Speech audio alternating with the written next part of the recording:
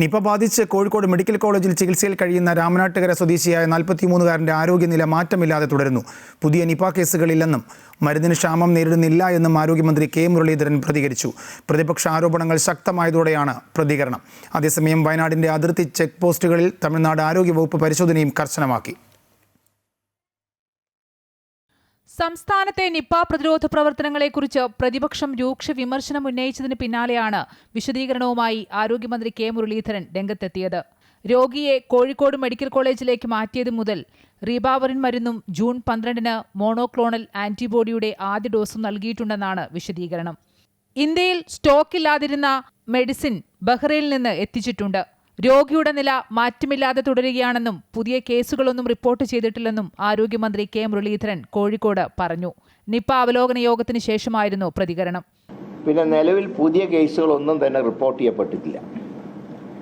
സമ്പർക്ക പട്ടികയിലെ ലക്ഷണം ഉണ്ടായിരുന്ന 11 പേരെ പരിശോധിച്ചു. ഇന്ന് അതിൻ്റെ റിസൾട്ടൊക്കെ നെഗറ്റീവാണ്. ഇതുവരെ മൊത്തം 30 ടെസ്റ്റുകൾ നടത്തിയിട്ടുണ്ട്.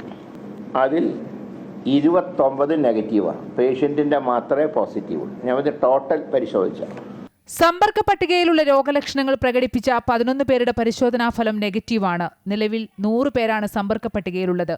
ഇതിൽ 4 പേർ ഹൈറിസ്ക് വിഭാഗത്തിലും 82 പേർ ലോ റിസ്ക് വിഭാഗത്തിലുമാണ്. സമ്പർക്ക പട്ടികയിൽ 44 ആരോഗ്യ പ്രവർത്തകരും ഉൾപ്പെടുന്നുണ്ടെന്ന് മന്ത്രി അറിയിച്ചു. രോഗബാധ റിപ്പോർട്ട് ചെയ്ത രാമനാട്ടുകര മുനിസിപ്പാലിറ്റിയിലെ 5-ാം ഡിവിഷനിൽ 320 വീടുകളിലായി 1047 പേരെ സർവേ നടത്തിയതിൽ ആർക്കും നിലവിൽ നിപ ലക്ഷണങ്ങളില്ലെന്ന് കണ്ടെത്തിയിട്ടുണ്ട്. അതേസമയം നിപ പ്രതിരോധത്തിൽ ആരോഗ്യവകുപ്പിനെതിരെ ആഞ്ഞടിക്കുകയാണ് പ്രതിപക്ഷം. നിപ വൈറസിൻ്റെ വ്യാപനം തടയാനുള്ള ഏകോപനം ആ രീതിയിലുണ്ടാകുന്നില്ല. അപ്പോൾ ആ ഏകോപനമില്ലായ്മ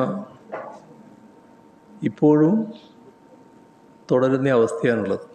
കോഴിക്കോട് നിപ സ്ഥിരീകരിച്ചതോടെ വയനാടിന്റെ അതിർത്തി ചെക്ക് പോസ്റ്റുകളിൽ തമിഴ്നാട് ആരോഗ്യവകുപ്പ് പരിശോധനയും കർശനമാക്കിയിട്ടുണ്ട്. അതേസമയം സംസ്ഥാനത്ത് ജനുവരി മുതൽ ഇതുവരെ ആകെ 135 ഷിഗല്ല കേസുകൾ സ്ഥിരീകരിച്ചതായി മന്ത്രി അറിയിച്ചു.